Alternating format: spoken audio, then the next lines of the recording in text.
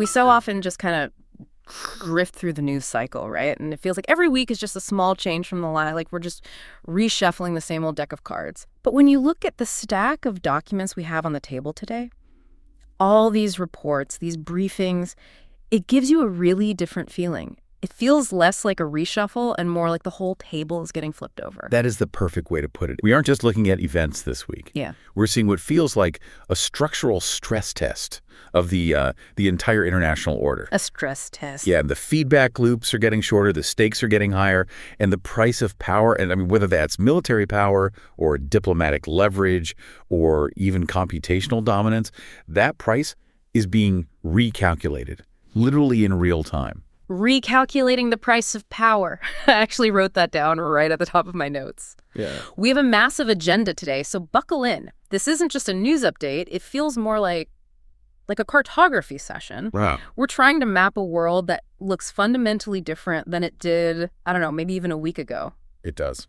I'm Sunny, and I'm here to ask the questions that I think we are all basically screaming at our phones and screens.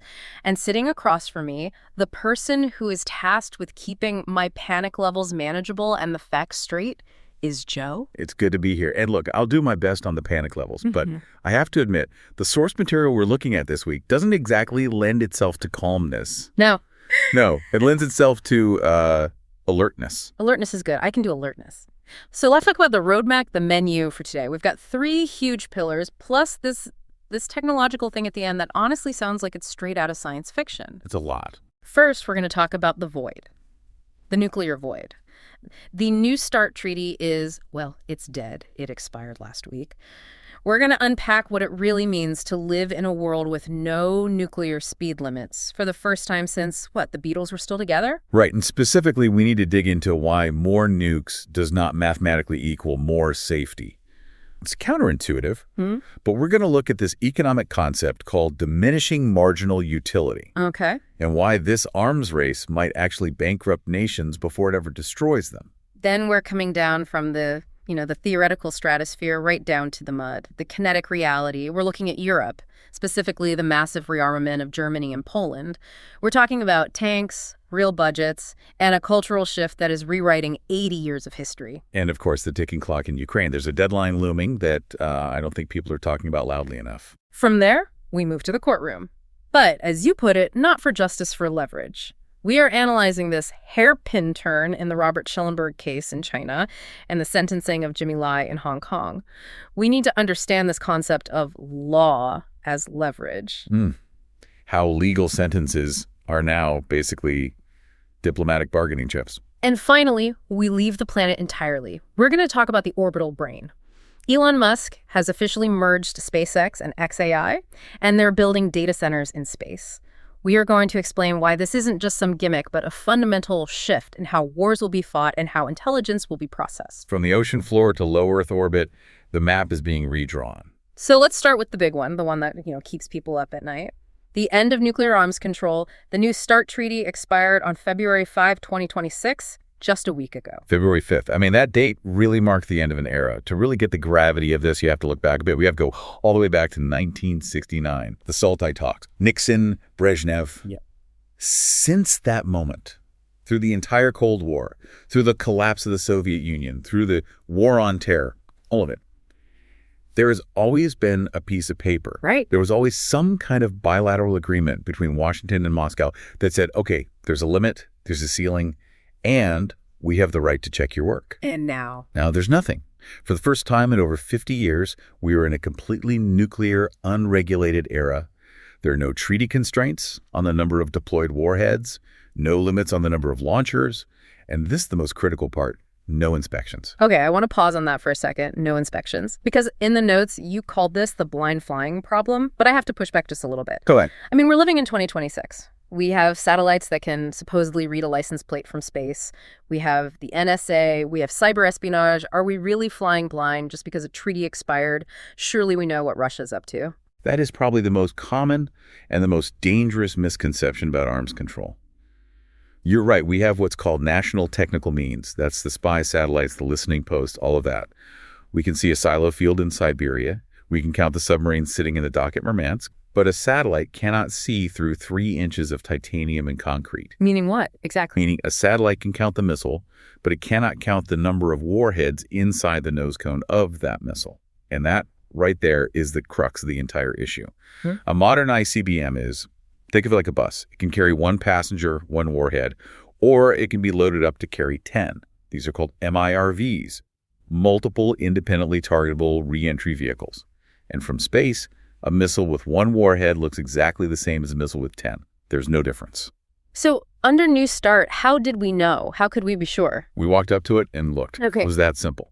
The treaty allowed for 18 on-site inspections every year. American teams would fly to Russia, pick a base at random, and say, open that hatch. And they had to do it. They had to. They would open the missile silo, pull back the shroud covering the warheads, and let the American inspectors physically, visually count the re-entry vehicles. And the Russians did the exact same thing. Yeah. At bases in, Wyoming and North Dakota. It was incredibly invasive. It was uncomfortable. It was the only reason we could actually trust the numbers. And that all just stopped last week. It stopped last Thursday. So now, put yourself in the shoes of a strategic planner at the Pentagon. You have a problem. You see a Russian missile on a satellite image. Before, you knew for a fact it had, say, 3 warheads because you checked it 2 months ago. Now you have no idea. You have no idea. So you have to assume it has 10.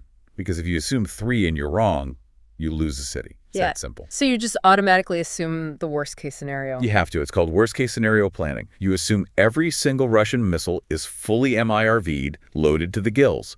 And that means you need more interceptors to shoot them down.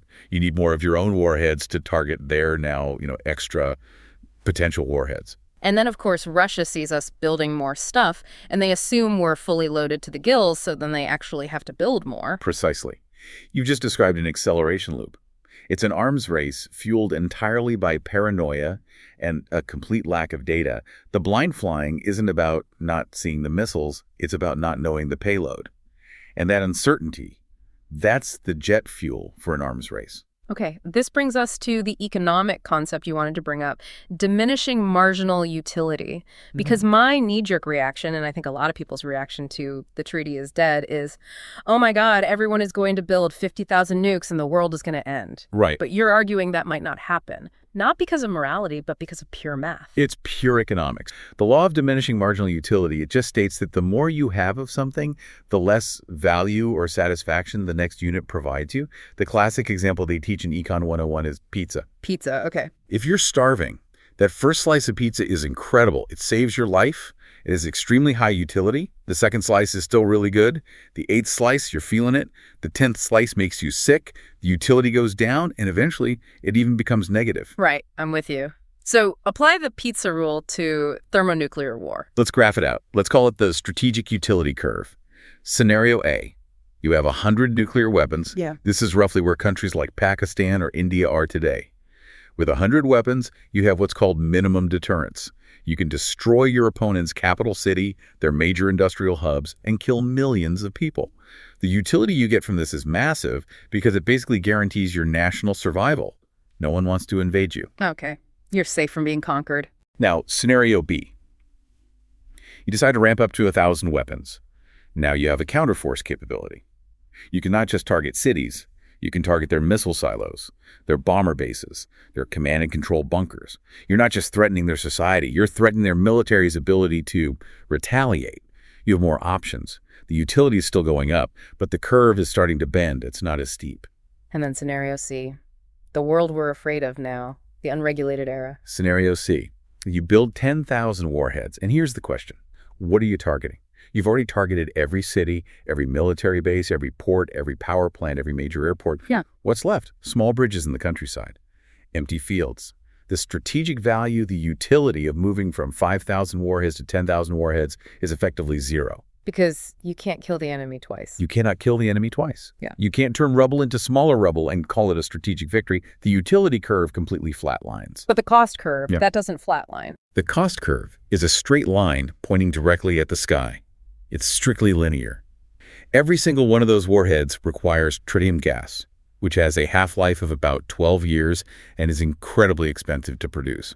Every warhead needs constant security, maintenance, climate-controlled bunkers, sophisticated cyber defense. So if you're Russia or the US or China and you decide to just sprint from, say, 2,000 warheads to 10,000, you are spending hundreds of billions of dollars for absolutely no strategic gain whatsoever. Exactly. And in the global economic climate of 2026, which is, let's be honest, fragile at best, that's incredibly dangerous. Yeah. If you spend that money on nukes that give you zero extra utility, you're not spending it on cyber warfare, on drone swarms, on economic resilience, the things that actually determine who wins modern conflicts. So an unregulated arms race is actually a great way to just bankrupt yourself while making yourself no safer. It could be. It's a trap, a very expensive trap. But there's a wild card in all of this, isn't there? The thing you called the three-body problem, because the old treaty, all that logic, was just the U.S. and Russia, one-on-one. Now we have a third major player entering the chat. China. And this, to be fair, is the official reason the U.S. let the treaty die. The argument coming out of Washington is that a bilateral treaty with Russia is, frankly, obsolete because China isn't bound by it, and China is building up. China has always had a much smaller arsenal, though, right? That minimum deterrent we were talking about earlier. Historically, yes. Their official policy was always no first use and just enough to deter an attack.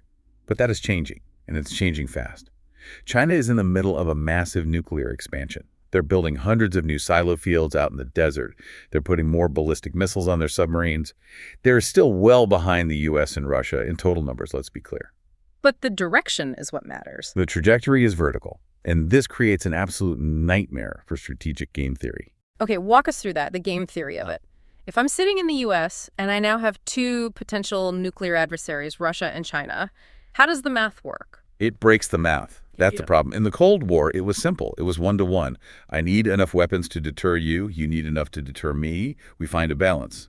Now, the argument from some U.S. strategists is that the United States needs enough nuclear weapons to deter Russia and China combined at the same time. So, just pulling numbers out of the air, if Russia has 1,500 warheads and China is aiming for 1,000, the U.S. feels like it needs 2,500. Roughly, yes. That's the logic. But then you see the feedback loop. Russia looks at the U.S. building up to 2,500 and says, wait a minute, my treaty partner now has 1,000 more missiles than I do. I need parity with the U.S. So Russia builds up to 2,500. And then China sees both of them with 2,500. And China says, I can't be the small player with only 1,000. I'm now vulnerable to a first strike from either of them. So they build up. It's a ratchet mechanism that only clicks in one direction. Yeah. Up. And because there are three players, any move by any single one of them triggers a reaction from the other two. It sounds like we've swapped a stable, even if it was terrifying, two-person standoff for a completely chaotic, multivariable mess. Chaotic is the perfect word. And we haven't even touched on the technology, which makes it even more unstable. The real danger in 2026 isn't just the sheer number of warheads, it's the delivery systems. It's hypersonics. Right, hypersonic. They reduce the reaction time. They reduce it drastically. A traditional ICBM takes about 30 minutes to fly from a silo in Russia to a target in the U.S. That gives you some time. A hypersonic glide vehicle can maneuver in the atmosphere, it can fly on an unpredictable path, and it hits its targets much, much faster, or at least with far less warning time. This compresses what military planners call the decision window. If you think you're under attack, you used to have maybe 15 or 20 minutes to wake up the president, get the generals on the phone, check the radar, and make the most important decision in human history. Now, you might have 5 minutes. And 5 minutes it's not enough time for a human being to process complex, contradictory data and make a rational choice. Exactly. Which leads directly to the most frightening part of this whole thing. The integration of AI into nuclear command and control. This is where the technological frontier we're going to talk about later collides with the nuclear void we're in now.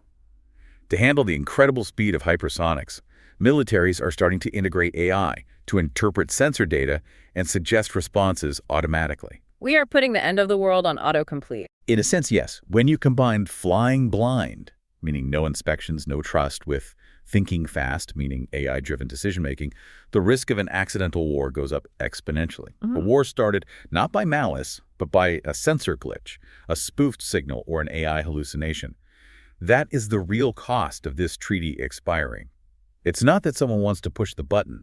It's that the system becomes so complex and so hair-trigger that the button, in effect, pushes itself. That's That is a genuinely terrifying thought to just have to hold on to. But we have to move on. We have to move from the threat of theoretical nuclear fire to the reality of what's happening on the ground in Europe. Because while the nuclear stuff is theory, the spending in Europe is very, very real. It is. The kinetic reality.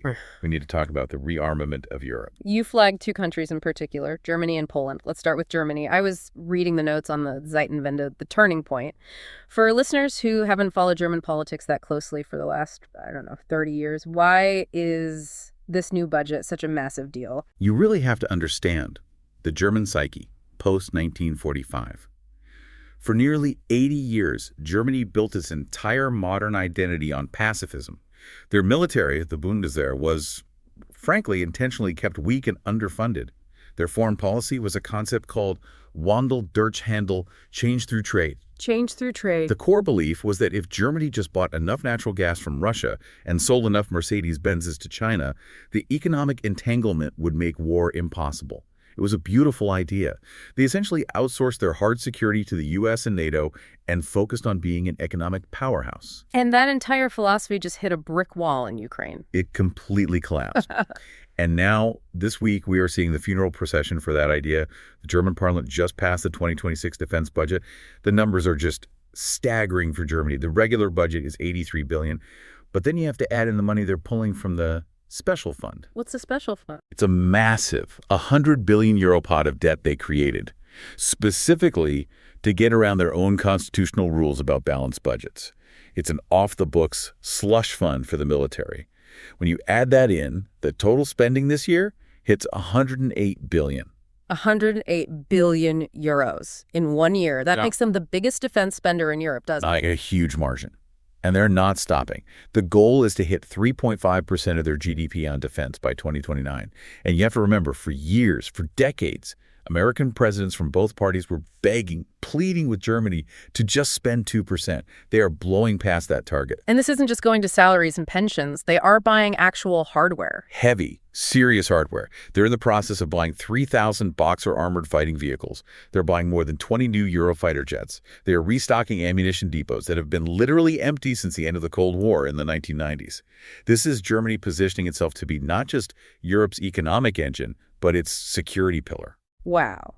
But if Germany is the pillar, then based on these numbers, Poland seems to be the fest. The numbers coming out of Warsaw are, relative to their economy, even more aggressive. Poland is all muscle right now. If Germany's awakening is impressive, Poland's surge is, I think, historically unprecedented for a nation that isn't actively at war.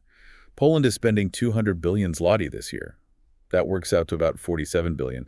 But forget the raw number, look at the percentage. That is 4.8% of their entire GDP. 4.8%. The U.S. spends around 3.5%, right? So Poland is now spending more on defense as a share of its economy than the United States. Yes.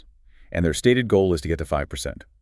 They are effectively on a wartime economic footing. Poland's logic is pure, simple geography. They look east. They see Russia. They see what happened in Ukraine.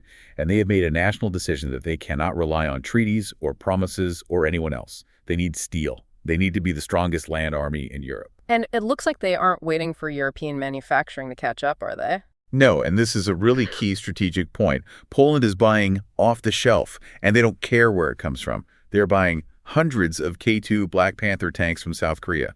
They're buying HIMARS rocket systems from the U.S. They have zero interest in waiting 10 years for some Franco-German future tank project to get off the ground. They want tanks that can drive off the boat and shoot today. Their logic is brutally simple. Russia is at the door. We must be harder than them. It really feels like the whole continent is preparing for a long siege. You mentioned this safe plan in the notes, the security action for Europe, 150 billion in loans. What's the goal with that? Strategic autonomy. That is the new buzzword in Brussels. There's a deep, deep anxiety running through European capitals about the long-term reliability of the United States. Especially with the current Trump administration. There's a pervasive fear that the U.S. might disengage from NATO or pivot its focus entirely to the Pacific to deal with China. So Europe feels like it's on its own. It feels like it might be on its own, and it can't afford to take that chance. The safe plan is basically Europe saying, We need to be able to build our own weapons, fight our own wars, and defend our own borders, even if the Americans don't show up to the party. Which brings us, inevitably, to the war that is actually happening right now, Ukraine. It's February 12, 2026. What is the latest status? Because I'm seeing these reports about a deadline, and deadlines in the middle of a war usually mean desperation. It's an absolute critical moment. The intelligence reports and, the diplomatic leaks all seem to suggest that the Trump administration has set a very hard timeline. They want a ceasefire, a negotiated end to the active fighting by May or June of this year. That's 3 months from now. That is an incredibly fast timeline to end a war this big. It's a full-on sprint. And this puts immense, almost unbearable pressure on President Zelensky. There are persistent rumors that he's being pressured by his Western partners to announce new elections, maybe as soon as February 24th, which would be the 4-year anniversary of the full-scale invasion. Elections. In the middle of a war, while Russia is occupying 20% of the country. I mean, how does that even work logistically? It's a logistical nightmare and a massive security risk. But the argument from the West, particularly the U.S., seems to be a desire to see democracy in action as a kind of condition for continued support, or as a precursor to a peace deal. It's a way of saying, show us you are still a functioning democratic state. And what's happening on the actual battlefield while this is going on? Well, the battlefield reflects that deadline. The situation is a brutal grind. Russia has been making some small but steady gains in the Zaporizhia region around the town of Zonniki. They are pushing as hard as they can, trying to grab every last village and kilometer of territory they can before the music stops in May. And what about Ukraine's strategy? Ukraine is fighting a much more asymmetric war now. They can't match Russia shell for shell, so they're striking deep behind the lines. They're hitting Russian oil refineries hundreds of miles from the front, trying to cripple the Russian economy and war machine to build leverage for the upcoming negotiations. And those are happening soon. There are talks tentatively scheduled for mid-February, so just days from now in the U.S. And the biggest pain point, the issue that will make or break any deal, is going to be territory. The idea of land for peace. That is the phrase that everyone is terrified to say out loud, but it is the reality that is looming over that negotiating table. If the lines on the map freeze in May, wherever the soldiers are standing on that day is likely where the new border will be drawn. That is why the fighting is so intense right now. Everyone's just trying to move the line one more inch before the concrete pours. It's a really sobering reality, the shift from we'll support you for as long as it takes to you have until May. It's a complete 180, a total strategic pivot. Okay, let's move from the physical battlefield to the legal one. We've talked about military leverage. Now let's talk about legal leverage. You called this segment in our notes, law as a diplomatic weapon. Yeah, the phrase I use is law is liquid. Mm-hmm. We in the West like to think of the law as something solid, statutes, precedents, the blindfolded lady with the scales. But in international relations, especially when dealing with authoritarian states, the law often just takes the shape of whatever diplomatic container it's poured into. And we saw a glaring, almost unbelievable example of this with the Robert Schellenberg case this week. This is a story that's been going on for years, but it just took what you called a hairpin turn. A massive whiplash-inducing turn. So just to remind listeners of the context here, Robert Schellenberg is a Canadian citizen. He was arrested in China years ago for drug smuggling. And originally he was sentenced to 15 years in prison, which is, very standard, if harsh, sentence for that kind of crime in China. Right. And then Meng Wanzhou happened. Correct. When Canada, at the request of the United States, arrested the Huawei executive Meng Wanzhou, China was absolutely furious. And then, suddenly, Robert Schellenberg's case was mysteriously reopened. Prosecutors argued that his original 15-year sentence was far too lenient, and in a rushed, one-day retrial, he was sentenced to death. Which was it was transparently retaliation. It was, you took our high-profile executive, so we will take your citizen's life. It couldn't have been more obvious. It was a death sentence loaded into a diplomatic cannon. But now, flash forward to this week, February 2026. The Chinese Supreme Court has suddenly, out of the blue, revoked the death penalty and sent his case back for another retrial. So why? I mean, did they find some new exculpatory evidence? Did they suddenly realize they made a legal mistake? Dryly, no. The new evidence, it seems, was a plane ticket. This ruling came down immediately following a diplomatic visit to Beijing by the Canadian Prime Minister Mark Carney. So the death penalty was never a real legal decision. It was a bargaining chip. It was the ultimate bargaining chip. And now that chip is being cashed in. By revoking the death penalty, Beijing is offering a major olive branch to Canada. It's a give in a much larger negotiation that's likely about tariffs or trade access or maybe Chinese investment in Canadian electric vehicle battery plants. It's what critics call hostage diplomacy. But it uses the formal court system to give it this thin veneer of legitimacy. That is just chilling. The idea that you're sitting in a prison cell and your life or death literally depends on the global price of aluminum or a trade deal being signed 5,000 miles away. That is the new reality. And we saw the same logic play out again this week, just in a different way with the Jimmy Lai case in Hong Kong. Right. Jimmy Lai, the media tycoon, the founder of the Apple Daily newspaper. A huge symbol of Hong Kong's pro-democracy movement for decades. He was officially sentenced this week to 20 years in prison under the new national security law. He's 78 years old. So it's a life sentence. There's no question he will die in prison. And on one level, this sentence marks the definitive, final end of any pretense of judicial independence in Hong Kong. The national security law has completely swallowed the old British common law system there. But there's also a cynical strategic angle here, too. You think he's a bargaining chip as well? Many analysts believe so, yes. Just like Schellenberg, just like the two Michaels a few years ago who were released the same day Meng Wanzhou was let go, Jimmy Lai is a high-value asset to the West. The UK and the US care deeply and publicly about his case. By holding him, Beijing holds a very powerful card. So down the line, if negotiations with the U.S. get really tough next year, or they need a key concession from the U.K. on something, all of a sudden we might see news about Jimmy Lai being granted medical parole for humanitarian reasons, or a sudden sentence reduction on appeal. The state stores these individuals like value in a bank account to be withdrawn whenever diplomatic leverage is needed. Law as leverage. It really makes you look at every single headline about a detained foreigner in a completely different light. And it's not a crime story. It's a business and diplomacy story. Tragically, yes. That's a good way to look at it. Okay. We have covered some incredibly heavy stuff happening on Earth. The nuclear void, the rearming of Europe, the diplomatic hostage-taking. I think I need a break from this planet. Let's go to space. Let's go to orbit. It's a little quieter up there. So our fourth and final pillar for today, the orbital brain, Elon Musk. He is back in the news, and not for a tweet, but for a massive corporate merger. SpaceX and his AI company, xAI, are now officially one company. A single unified entity with a combined valuation that now exceeds $1.25 trillion.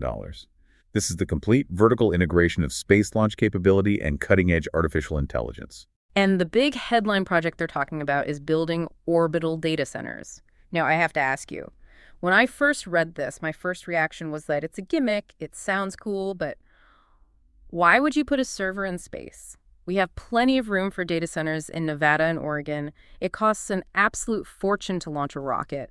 Why on earth would you send a GPU to low Earth orbit? It sounds totally counterintuitive, I know. But it actually solves the two single biggest bottlenecks for scaling up AI on Earth: heat and power. Okay, explain the heat problem to me. So modern AI chips, like the new H200s or whatever the next generation is, they run incredibly hot. On Earth, to keep a warehouse full of these things from literally melting, you need massive power-hungry air conditioning systems, you need millions of gallons of water for cooling towers, and you need huge fans.